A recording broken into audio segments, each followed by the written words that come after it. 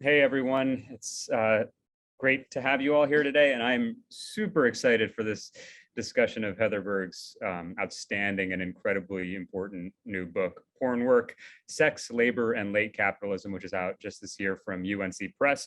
I'm just here to introduce our moderator, Professor Whit Strube, who authored a excellent review of Heather's new book in the most recent issue of New Labor Forum, which I encourage you all to check out as you order Heather's book. So you can read it while you wait for it to come in the mail, read the review while you wait for the book to come in the mail. Professor Strube teaches in the Department of American Studies, Women and Gender Studies and History at Rutgers, Newark. His first book, Perversion for Profit, The Politics of Pornography and the Rise of the New Right, was published in 2011 by Columbia Press, and it charts the use of anti-pornography campaigns as organizing devices in the mobilization of the modern conservative movement and its family values agenda, something that is incredibly timely, remains as timely as ever. Professor Strube's written extensively in a variety of scholarly and popular venues about questions around or on similar questions. His second book, Obscenity Rules, explores the history of the Roth v. United States Supreme Court decision from 1957, which established that obscene materials are not protected by the First Amendment. Again, incredibly timely given some of the topics being discussed by the Supreme Court today. He's written extensively in a variety of other venues, including American Quarterly, the Radical History Review, the Journal of Social History, and popular venues like Vice, Think Progress, the Washington Post, and elsewhere. Again, Professor Strube wrote a fabulous review of Heather's book in the current issue of New Labor Forum, which I encourage you to read. And it's really my pleasure to introduce Heather and have a discussion about her fascinating book. Thanks, everyone. Awesome. Thanks so much, Samir. I'm really thrilled to be here. And yeah, let me just get things rolling by introducing our guest, Heather Berg, who is an assistant professor of women's gender and sexuality studies at Washington University. Porn Work is her first book, but she's published widely. And just speaking off the cuff for myself here, I think I've read each of these pieces as they dropped. So it was really exciting when the book finally arrived. In some of the top academic journals like Science, Feminist Studies, Women's Studies Quarterly, and Porn Studies. And so Porn Work, Sex, Labor, and Late Capitalism is sort of the culmination, I think, in many ways of the trajectory of those articles. So yeah, Heather, welcome. It's a real thrill to be here with you. Thank you so much. It's great to be here. I'm so grateful to you for doing this.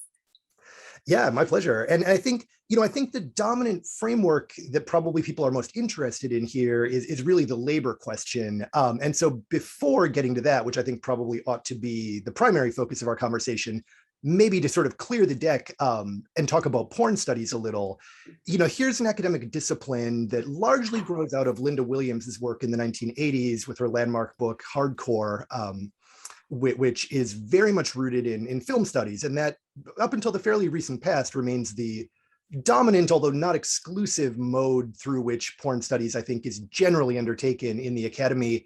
And so I'm just wondering what you see as your relationship to that work, because you're not working in textual analysis here per se. And so, yeah, if you could say a few words about just how that backdrop informed your work or how you're writing against it, I think that would be fantastic.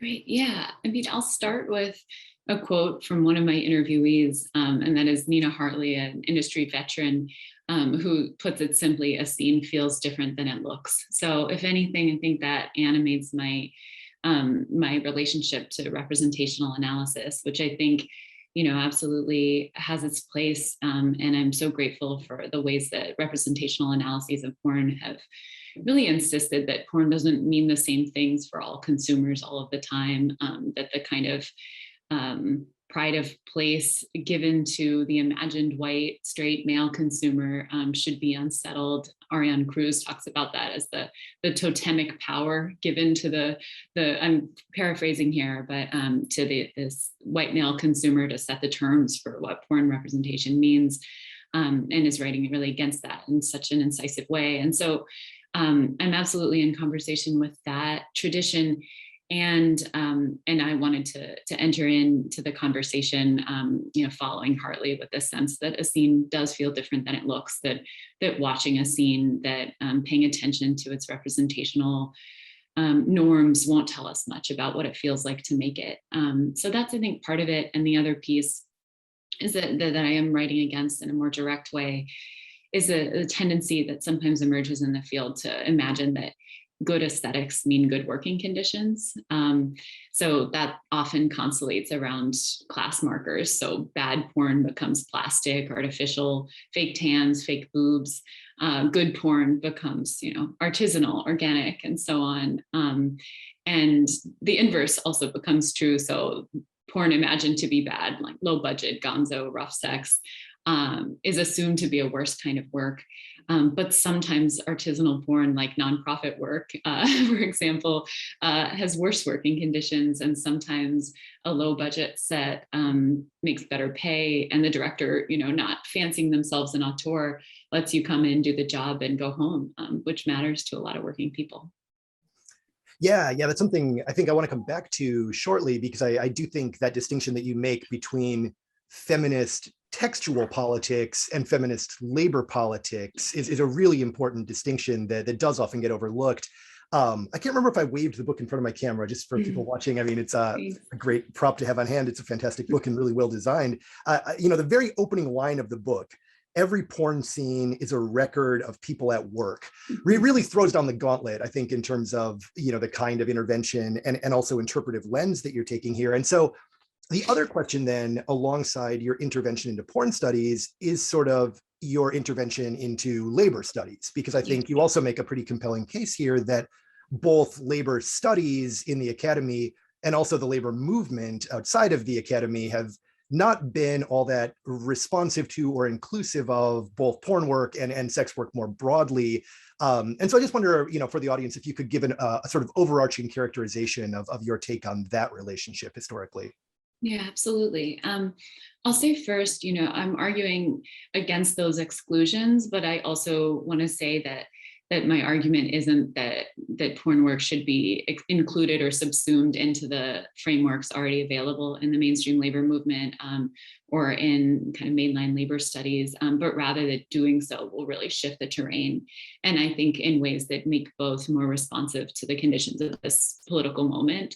But yeah, those exclusions matter. We're working in the context of decades of pointed exclusions from the mainstream labor movement, most notably the Screen Actors Guild, which has repeatedly told porn workers that they're not welcome.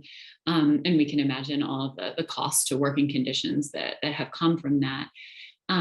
But also I'm concerned with a more general kind of disdain for sex workers on the part of much of the labor movement and the labor left more broadly. I think there's a lot going on there in some of the ways that the labor left has held on to its attachments to bourgeois morality and the nuclear family, and the idea that good sex is unpaid and good work is productive. But I really do think that the labor movement should listen to porn workers, again, not just as a matter of inclusion, but really because they've been navigating the conditions that the labor movement is now scrambling to respond to for decades. So the kinds of conditions of precaritization, of gigification, the kind of dissolving boundary between life and work, but also what it means to deal with a state that wants you dead, I think are conditions that porn and other sex workers have been navigating around for a really long time. And so if there's one thing I think to take from that is to what would it mean to do labor organizing, knowing that the state is no ally. I think more and more of us can learn from that in this moment. Yeah, no, that's great. You've got such a great line in the book about sex work is where many Marxists' dialectical commitments so often go to die. That I think that's scathing and also perfectly pointed and correct. And so I guess one question then is, what are the conditions under which porn work is transpiring in the 21st century, and what are the political demands or aspirations of people in the business? Mm-hmm. Yeah, I mean, so what I mean with this sense that this is where dialectics go to die is that I'm just really fascinated by how frequently people who call themselves Marxists talk about this kind of work as though no struggle happens there. as if workers are anything but the engine of history. And so I want to, in this book, bring struggle back in, to understand that porn, like all sorts of work, is a site of exploitation, but it is also one of workers' really unending creativity, and I think a really fascinating push-pull where workers innovate, they figure out hacks and workarounds, and managers respond, and all of that gets lost in stories of porn as simply top-down exploitation, which is again something that I think should be obvious from a Marxist lens, but somehow gets lost there. I think it gets lost for the same reasons that we talked about in terms of representational analysis, that even people who imagine themselves to be concerned with work are really talking about representation. They're talking about their feelings around what porn looks like. So yeah, to your question of kind of the structure of the work and workers' demands, the work has changed really remarkably, even in the last 10 years. Even during the time that I was doing field work for my book, the conditions of the job changed just seismically. So in the last 10 years alone, there's been a massive shift from a kind of studio model in which most foreign workers signed day-long contracts to give over the rights to their performances to a director and a producer.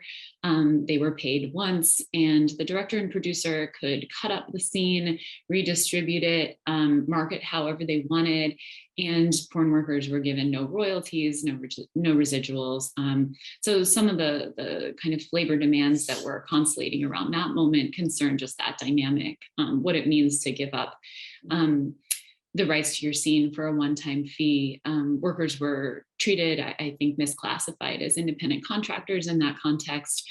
And like Uber drivers and a lot of other gig workers who deal with misclassification, were experiencing a kind of combination of extreme control over what the work looked like when they did it, and a lack of protections. And so that's one of my interviewees put it, that directors had found a way to get the benefits of both, like the kind of employer-friendly aspects of employment status and the employer-friendly aspects of independent contractor misclassification, and just to let those converge on porn workers.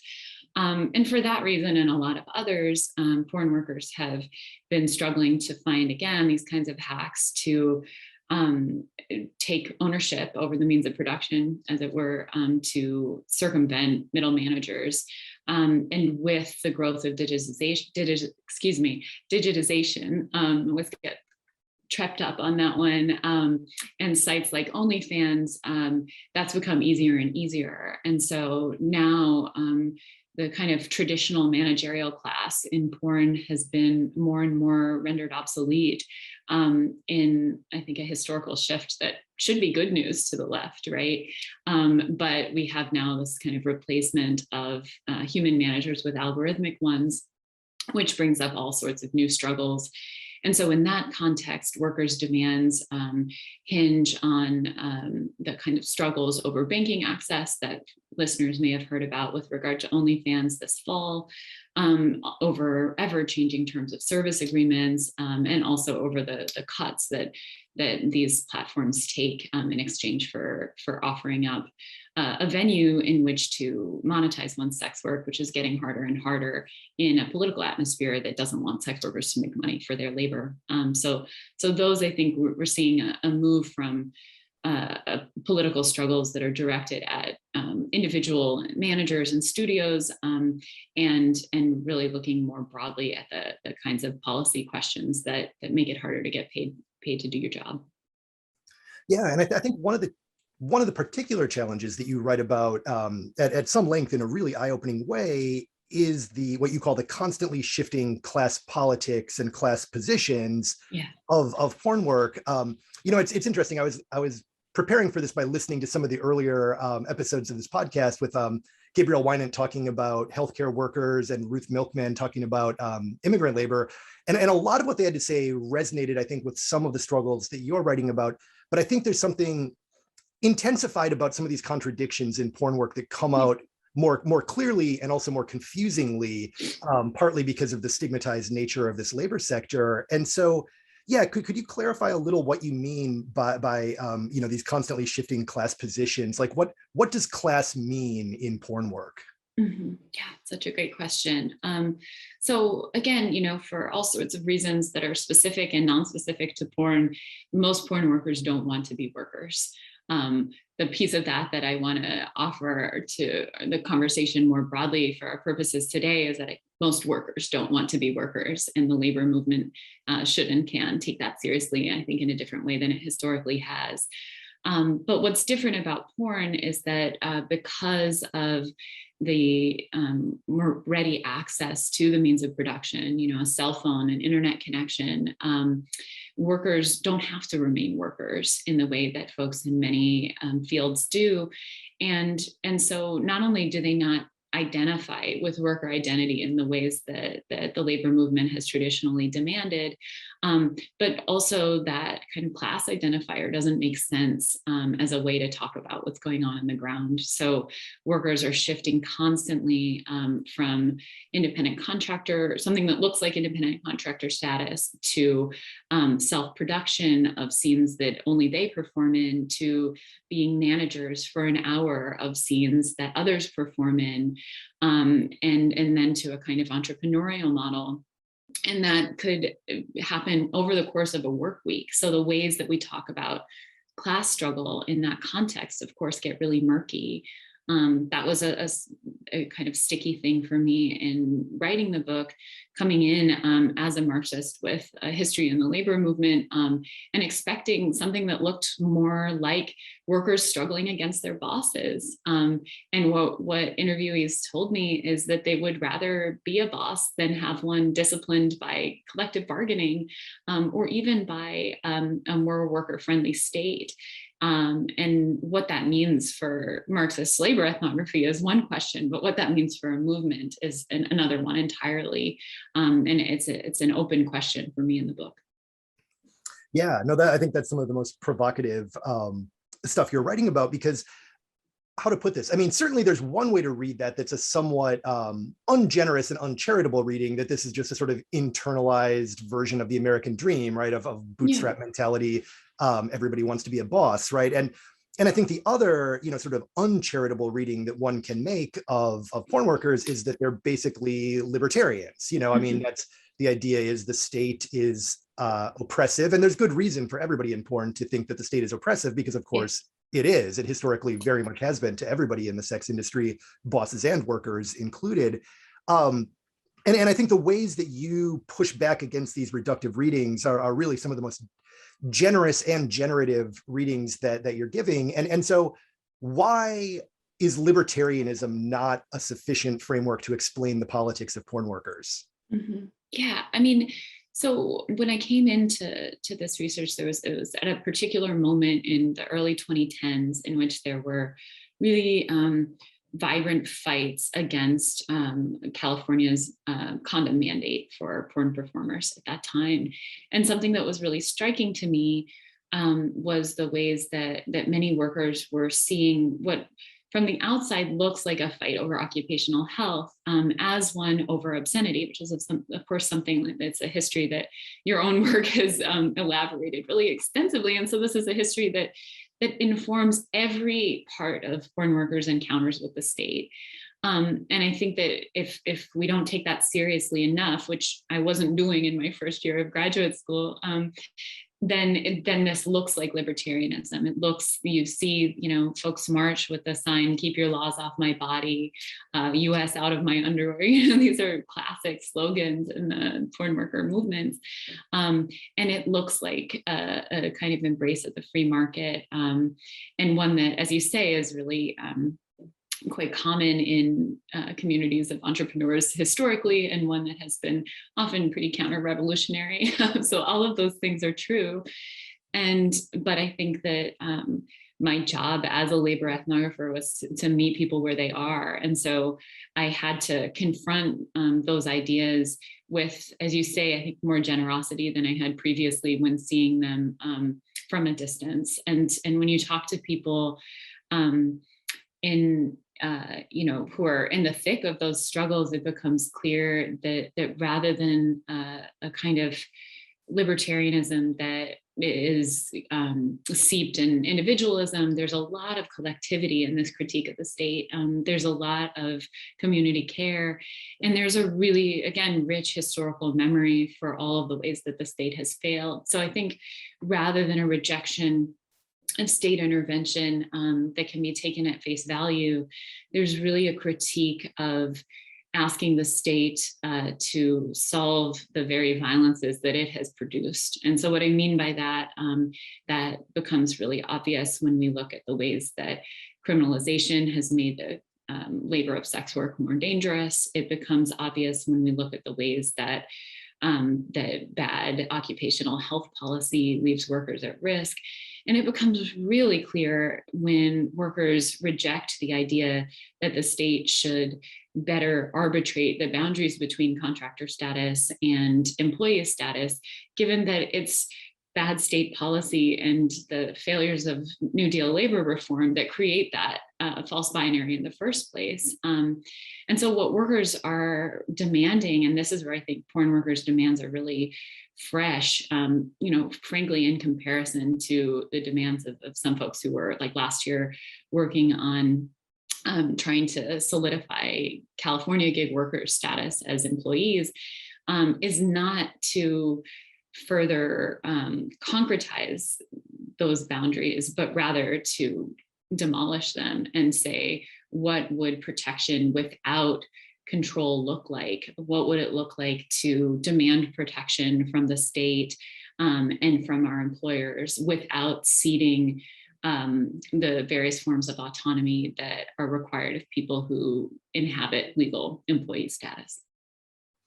Yeah, and I think nowhere in the mainstream mass media do you hear that story that you're telling right here, right? I mean, on the one hand, you hear a sensationalist narrative of pornography, right? I mean, on the one hand, coming from anti-trafficking activists who have this narrative of coercion and brutality, on the other hand, from the right and from the state, which these days have sort of seized upon public health and this ludicrous idea that, porn work is somehow spreading HIV, which we know and you document quite well, is not actually is not true, and is also not one of the major complaints or kind of platforms of porn workers. But then on the other side, I think in some ways that slippery class positionality of the industry allows organizations like the Free Speech Coalition to essentially speak as a monolithic voice of the industry. Yeah. In ways that I think also does some violence or disservice to the nuances that you're talking about.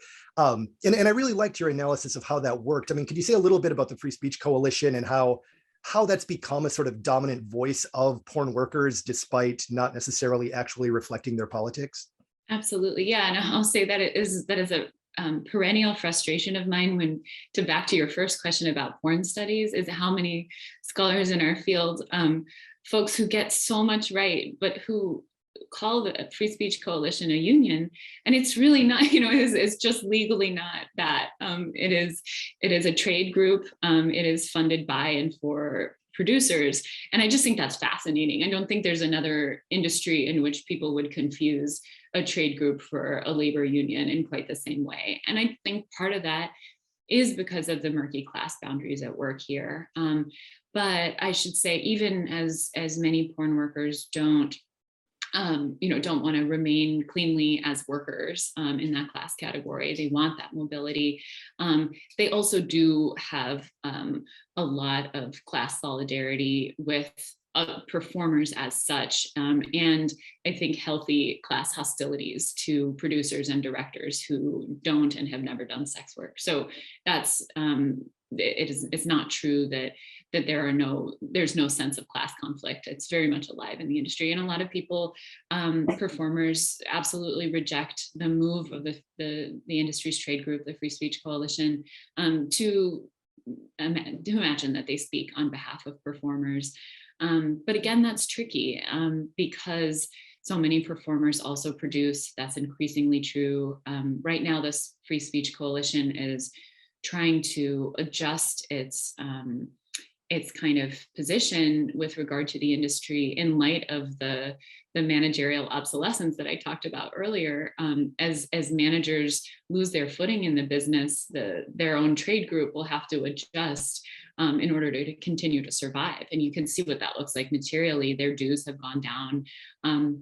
And the kinds of standard setting that the Free Speech Coalition has done historically don't really have any enforcement power when we've moved from a handful of big studios who had a reason to follow a shared set of guidelines in order to evade regulatory scrutiny, to just this proliferation across the country and across the world of micro directors and producers in all sorts of places.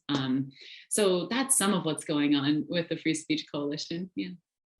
Yeah, and one of the both tantalizing and frustrating things about the story that you tell is there are these glimpses of organizing, right? They go back for decades and that mostly are fairly ephemeral, right? So you tell the story of Herschel Savage, a performer who in the 1980s in San Francisco tried to organize for a sort of baseline wage. Later, Nina Hartley is trying to organize in the 1990s. What is the Pink Ladies Social Club? Today we've got the Adult Performers Actors Guild, but we haven't seen a successful institutionalization of that kind of organizing that's been sustained. And I guess, again, there's a temptation to read this as then a sort of history of failure. I don't think that's the narrative you're trying to tell, though. And in fact, I think you point toward other more sustained organic formations of organizing, like mutual aid and information sharing, and things like that do have a continuous and quite robust history. And so, I wonder if you could just say a few more words about that. What organizing looks like outside of the formal union as model, because that so dominates discussion on the left today as well. Absolutely. Yeah, and I'll say that's the framework that I had coming into this conversation, or rather to the research. I was looking for stories of struggle that looked more like traditional unionizing, and it took some years of performers telling me that wasn't their political priority for me to catch up. And I think that there's some left readers of the book have been frustrated with perhaps my overcorrection there, my commitment to really taking people at their word when they say that that's not a priority.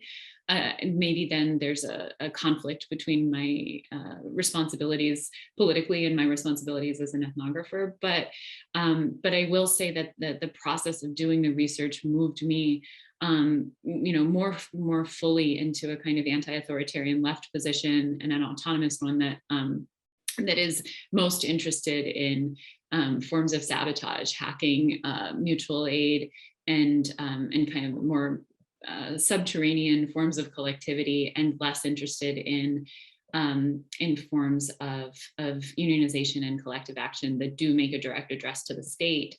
And so, that doesn't look like organizing to a lot of people and to a lot of readers, but I don't think that we can have a labor left that requires of workers forms of struggle that don't feel organic to people on the ground.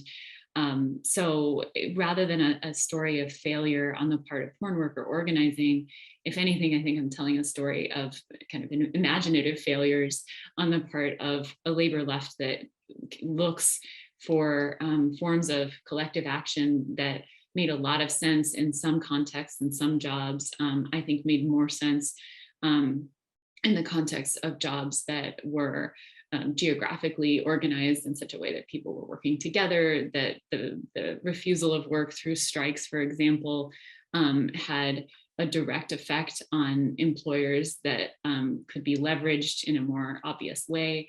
But we're just not working on that terrain anymore.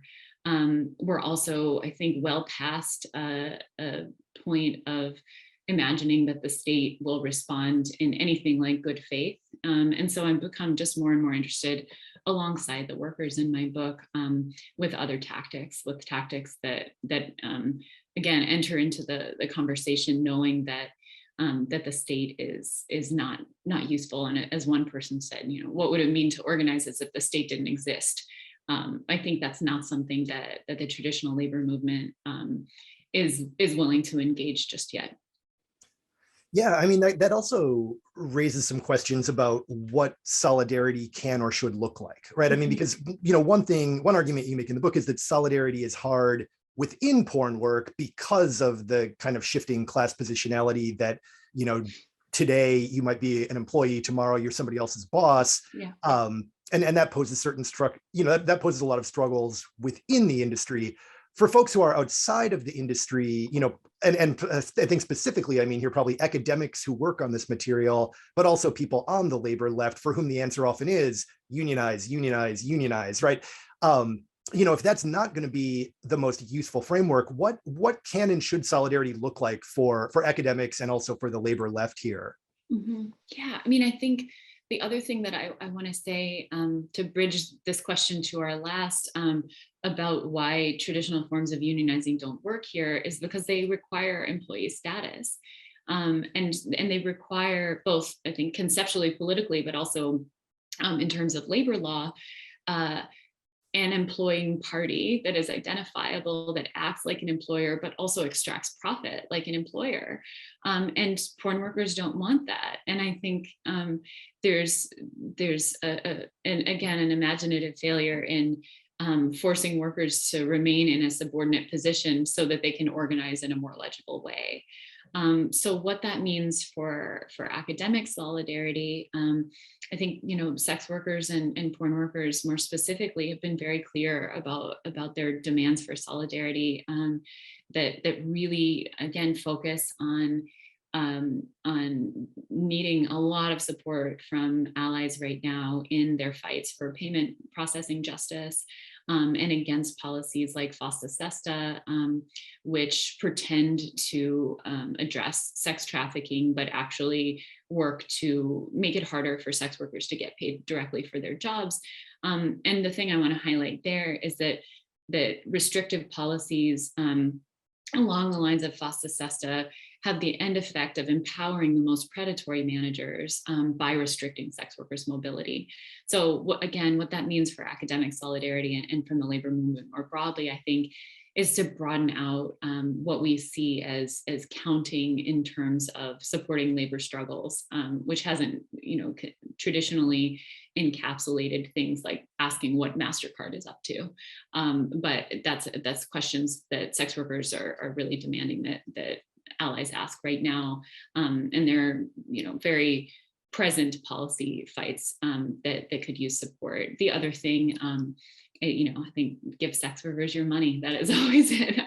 So the mutual aid campaigns, there are a number of sex worker organizations that are doing really exciting organizing work. In addition to those that you mentioned, the BIPOC collective is doing a lot of work in the porn industry. Hacking Hustling is a sex worker research collective that's doing a lot of work on tech justice, as well as decoding stigma. So there are there's a lot of work being done already. So it's not on allies to come up with anything fresh, but to support the work that's already being done. Yeah, and I do feel like in the last few years, FOSTA SESTA and also the credit card, regulation of the industry, I mean, has I think alerted more people, especially in academia, to the need for that kind of support. Although it's sometimes hard, I think, for people to find an institutional avenue, beyond sort of tweeting about your feelings about it, as far as how to organize around applying pressure that will actually materially matter there. So yeah, I don't know if you have thoughts on that. Sorry, yeah. I mean, well, and one thing that I'll say there is that as information about FOSTA SESTA banking discrimination has become more mainstream, I have been just consistently disappointed with the silence on the part of the labor left and major publications in the labor left. I will not name them, but around these questions, I can't imagine another community of workers who, if they were facing just mass firing all at once, the way that OnlyFans workers were facing a couple of months ago, that major publications in the labor left would be absolutely silent on that. And I don't think there's another group of workers for whom that would be true. And I'm just kind of fascinated by what that's about. I sometimes, particularly male leftists, I ask like, why, like, we'll talk about this in private and they'll be supportive, but they never retweet it. And I think a few people have said that they're afraid of being considered creepy for seeming to support access to porn or something like this. But anyway, that's something I'm just fascinated by. Is this kind of silence on that? It seems to be the only place in which second wave feminism has entered the male labor left, is the idea that porn is gross, and that men should shut up about it. So I guess part of my response is I don't want you to shut up about it. I think. So yeah, so that's a piece. But in terms of more materially, I mean, anti-sex worker policy is hugely popular on bipartisan lines because voters support it. And so, I elsewhere in our conversation have been pretty cynical about the capacity of, any engagements with the state to serve us. But to the extent that our listeners are still hopeful that voting matters, I do think that putting direct pressure on policymakers and on elected officials to support sex workers' struggles makes a difference. There are increasingly, and this is only because of sex workers organizing, politicians who are running on decriminalization campaigns and who I think are educating themselves more fully about these broader issues, including around banking discrimination and the like. And so I think directly supporting those. But at the end of the day, I do believe that sex workers outside of the state, their struggles to keep each other alive, to keep each other safe, are where we should be putting the majority of our energy, and that, for allies in this moment, would mostly look like money. Yeah. God, I've got a million follow-up questions, but we're also going to shift over to questions from the audience here in 1 second. I will say this, I mean, just sort of taking advantage of my position here to talk for a second. Yeah, I mean, I share a lot of that disappointment that you refer to, toward sometimes academics, but also the labor left and also leftists in general. I mean, I live in Newark, New Jersey. My mayor here is Ras Baraka, Amiri Baraka's son, who's one of the most leftist mayors in America. And when he took office, he co-signed on to the Newark Police Department engaging in quality of life police sweeps, which have targeted sex workers for years. And it's just enormously frustrating that the issue of decriminalization doesn't seem to have the traction that I think it needs to have and deserves on the left, in a place like Newark and also in a state like New Jersey. And so, yeah, I definitely hope that, some of those conversations that your book spurs do lead people to take action and, connect with, sex worker led advocacy groups like in New Jersey here, the New Jersey Red Umbrella Alliance, who have been fighting this battle for years without a lot of support from the people that we think should be supporting them. But yeah, instead of me talking, I should probably turn over to the audience questions. We've got some really good ones here. Also several of them, so just bear with me 1 second. Yeah, here from Iman Kustans, how can sex workers and advocates work with, quote, soft SWERFs, which is to say student support workers at a university who come from an anti-gender violence perspective and are skeptical to mildly hostile of sex worker-led organizations and self-organizing? And how can the more hardcore anti-sex worker feminists be dealt with? Yeah, I do like the language of dealing with them. I do think they're a problem to be dealt with, to be sure. I don't think that SWERFs generally broadly conceived are coming in good faith. And so I don't believe that there is any amount of information that will sway them. I've written theorizing, and thinking really historically, there's a lot of evidence, I think, to support this claim that SWERFism emerges from bourgeois feminist commitments to maintain their own class position. And the history of that, I think, is connected to the various moments in which white and middle class feminists have sought to rescue sex workers only to place them inside working in their own kitchens as domestic labor. So, I don't think that SWRFs can ever be made to be allies. And I think that they're very, transparent misunderstanding of how labor works under capitalism and under the wage relation really disqualifies them from like people that we should be engaging in good faith with on questions of work and working conditions. I do think the part of the question that's really interesting to me is like what to do with soft SWRFs, particularly students who of course are people whose like all of us whose political consciousness is still in formation. And I've had a lot of success with meeting students coming from this position where they're at and really saying, yes, this is a fight against gender violence. And one of the primary spaces in which gender violence against sex work is being struggled against now and historically has been gender violence facilitated by the state. So that looks like, if we're talking, more broadly than just in the porn work context, but in sex work more generally, that police violence, including police sexual violence against sex workers, is one of the main sources of gender violence in this context. And I think that if we start thinking about gender violence as a problem of police violence, as a problem of state violence, it becomes impossible to respond to that with more carceral approaches. More police will not correct police violence. So I think when you present that evidence to students, I have found that to be convincing for them. I think, and some folks in a more sex positive vein have found my book dissatisfying for what they read as a kind of sex neutrality in its address, and that's true. I'm really agnostic about porn. I don't think it's a particularly liberatory medium. I'm not convinced that its images are all that interesting to engage politically necessarily, and that's obviously a problem for some readers, but I think for the kind of constituent that this question is talking about, that can be helpful too, where I say, like, I don't actually care what you think of porn. And what I think of porn is totally irrelevant. These are workers with struggles against management, including platforms. And this is the terrain in which we should be engaging. So I think just really moving the conversation away from representation clears up a lot of this.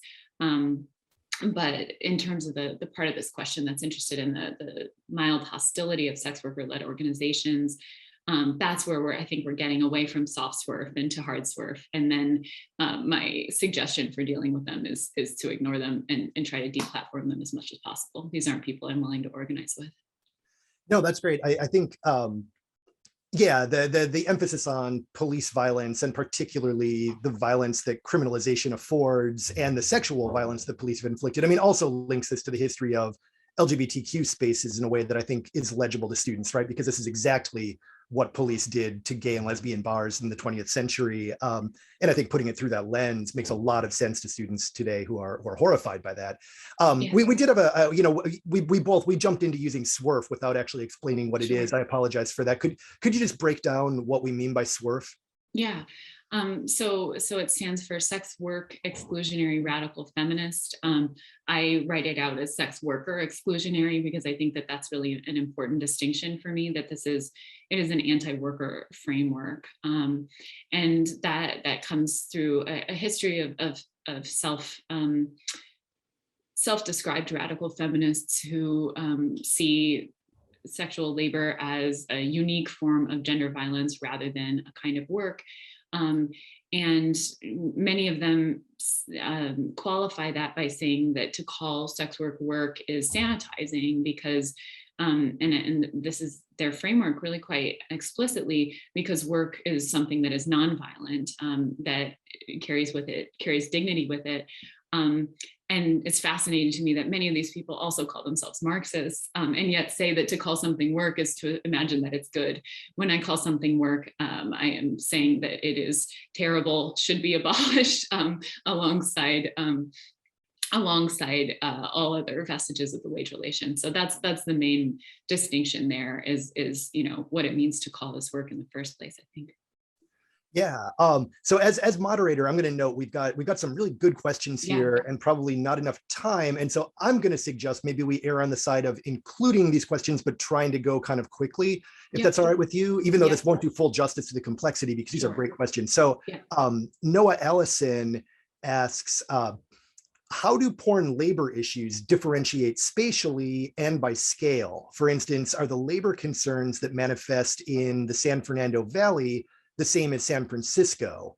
And how do state, county, and municipal politics shape porn worker organizing? Mm-hmm. Yeah, it's a great question. Historically, these differences in space have made a much bigger difference in terms of the kinds of policing that workers faced, in terms of even just the kind of more mundane composition of the industry in the San Fernando Valley. There are a lot of folks with experience in mainstream Hollywood who also come then with experience having worked on union sets. And I think that shifts what some of those sets look like in the porn context. But as all of this becomes digitized and proliferates, disperses, those distinctions matter less and less. And we're really looking at federal policy and then also at a kind of para-state policy in which companies like MasterCard preemptively respond to perceived legal or social threat by excluding porn workers. So I think we're really working on a national level in a different way at this moment. Great. T.A. Tran has a question. Can you say more about the specific working conditions of porn workers that make them more amenable to the forms of resistance, of hacking, sabotage, asserting autonomy, etc., rather than collective actions like striking? And do you think these more individualized forms of resistance can lead to the changes that porn workers want to see to their working conditions? Mm-hmm. Yeah, that's a great question. So some of the specific working conditions I think that create this amenableness are, again, and not to belabor the point, but again, that most folks are moving in and outside of worker roles, managerial ones, and independent production ones. And I think that's the biggest concern. But also that so much of the negotiating really is individualized, obviously from the perspective of collective action, that's a problem. But workers do all sorts of, I also want to trouble this binary between collective and individualized forms and say that many of the forms of hacking, sabotage, asserting autonomy that this question elaborates, really should be understood as collective. And that's because workers undertake them through networks of information sharing that are informal but no less meaningful. So folks talk to each other on set. Gossip is a huge engine of this kind of collectivity online, although that is undermined by shadow banning and social media discrimination. So I would say that these things are collective. What makes this different than, or what makes this context less amenable to forms of collective action like striking? I mean, that's so, especially at this moment, many workers are paying a cut to a platform, but they are not, they are no longer, for the most part, working in a way that ensures the majority of the profit goes to a director or a producer. And so striking would simply directly undermine their ability to pay rent that month in a much more direct way than when employees go on strike. And that contrary to anti-sex worker feminist narratives that most workers who speak out are upper middle class and have a lot of comfort. Most people are working more or less week to week in terms of their expenses. And so to strike from something like OnlyFans would just not be tenable for most people. And so to the last part of this question, do I think that more individualized forms of resistance can lead to the changes porn workers want to see? Yeah, I mean, I think they already have, although the struggle continues. As Mark said, one form of production replaces the last and creates new struggles. But it's not platform innovation that has created digitization and direct-to-consumer access. It's worker innovation. It's workers figuring out ways to take more of the cut. It's workers figuring out that fans will pirate studio porn, but are less likely to pirate, for example, fetish porn that's more individualized to their taste. And that workers have figured all of that out. They've shared the information that makes that possible. And so they have then built some version of the working conditions that they wanted to see, and now new struggles emerge. So it's not a romanticization of that model. But the last thing I'll say about that with regard to collectivity is just that when the pandemic first hit and so many people were out of work and starting to do online sex work, the kind of collective assistance in making that transition that you saw from more seasoned performers was just immense, even as their bottom lines were also under threat. And I think that level of solidarity is just remarkable. Yeah, so we just got a couple more, but they're really good questions. Veronica Souza asks, do most, or at least most of the sex workers you spoke with, view their sex work as a long-term job? Or is it usually a means of getting by until finding a different or better paying job? And also, instead of imposing regulations that can be harmful to sex workers, should states instead be helping them acquire skills, education, networks to find a better job for the sex workers that want to find a different or better job? Mm-hmm. Yeah, that's a great question. I'll start by answering both of those things together, which is to say that most of the workers that I interviewed, over 80 workers for the project, had worked extensively in sorry, I'm getting distracted by the other questions. I'm going to take this part of the chat away from my view. Had worked extensively in what they call straight or civilian, that is non-sex work jobs. And doing porn work was a direct refusal of those jobs. So it is not a kind of, for most people, a way of biding one's time until one can get back into the world of straight work, but a way to avoid it, a way to avoid its tedium, its low pay, its long hours. But even jobs with comparatively better conditions, including ones like my own. I had a few ex-academics there who pursued porn, again, because of questions around autonomy, the ways that straight work makes it impossible to survive if you have a disability that makes long hours or working a 9-to-5 untenable, let alone for folks who have to work on their feet. So for all of those reasons, most people are using this as much as they can and for the duration that they can as a way to refuse those conditions. And at the same time, there are all sorts of hierarchies within porn that make doing it long-term difficult for a lot of people. Although the traditional understandings of when one ages out, as it has been called, I think no longer hold. There are a lot of they're going to ask me to do this acronym too, but a lot of MILFs, mothers I'd like to fuck, who make a lot of money in the industry. And so one isn't pushed out in the ways that have been traditionally assumed. But I guess my main answer to both pieces of this question is that the kinds of better jobs that one might imagine training people for are also bad jobs. And I think that becomes a really important part of this conversation. There's a lot more I could say to that, but in the interest of time, I'll leave it there.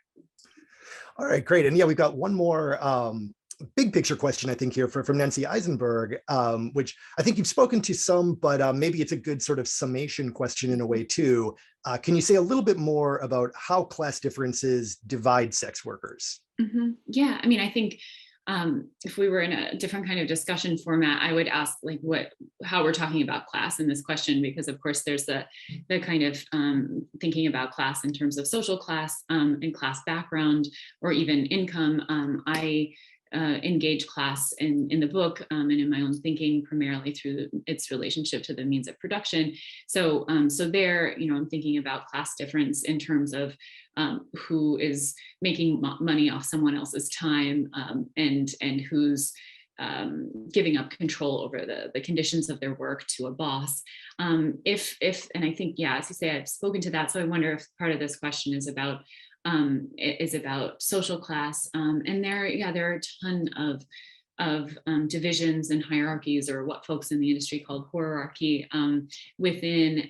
And I think one of the major ones is hierarchies around tactics for political work. And many middle-class sex workers have historically, and some do still, even though this is shifting in response to critique, chosen rhetorics that position them as a totally different community than people who have survived trafficking have really highlight in their bids for legal rights and recognition, as well as destigmatization. These kind of narratives that they have chosen the work freely, that it is empowering, that it is a form of art or sexual expression. I think that's a particular kind of tactic on the part of many middle-class sex workers. And it's one that obviously performs a kind of respectability politics that leaves a lot of people out. It is also deeply racialized. And so that is a problem for broad-based solidarity in the movement. I think that's a major question for me when I think about how social class informs how people engage with the work, and really just how comfortable folks are admitting in their tactics, and also amongst themselves that we all work because we have bills to pay. Some of us closer to the bone than others. Yeah. So I have a million more questions, and I personally want to keep this going, but I think it's my sad job here to be the hatchet man and begin to call things to a close, because we are running out of time. So I'll just say a quick final word and then offer a final word to you as well. It's certainly been a pleasure talking with you. And I really want anybody here who hasn't read Porn Work yet, I can't recommend it highly enough. It's just such a vibrant and alive book, and in so many of the ways that you already talked about during this hour. I mean, it challenges your stereotypes. If you are, one of these soft sex work exclusionary feminists who is wary about porn work or sex work, you're going to hear the testimony of these workers in a way that's really going to challenge your preconceptions. On the other hand, if you are a sort of doctrinaire, as you call labor leftist, who thinks unionization is the only answer, it's also going to challenge your preconceptions. And so in that way, it's just such a richly provocative, generous, and well-written book. There's so much more. I just want to quote verbatim from your prose. So it certainly, has my highest applause, and I'm really thrilled to have shared this hour with you. If you want to make any closing comments, the floor is yours, and then we can probably wrap up. Yeah, really just to thank you so much, Whit, for doing this. I had heard from my publisher that it was impossible to get anyone to review right now, let alone to spend time during the last week of our semesters prepping for something like this and doing it. And so I'm just so grateful for your time and your really generous words on the book, and grateful to everyone in this space for making time and for your great questions, and to SLU for making this possible. It's been really a pleasure. It sounds like we're wrapping up, but if folks have questions, you can reach me at the information I think that's provided in the chat. So it's good to meet you all virtually. Thanks again, Whit. Well, thanks, Heather, for doing this. Thanks everybody for attending, and thanks everybody at SLU for recognizing the importance of porn work and sex work to the broader labor conversation. Thank you.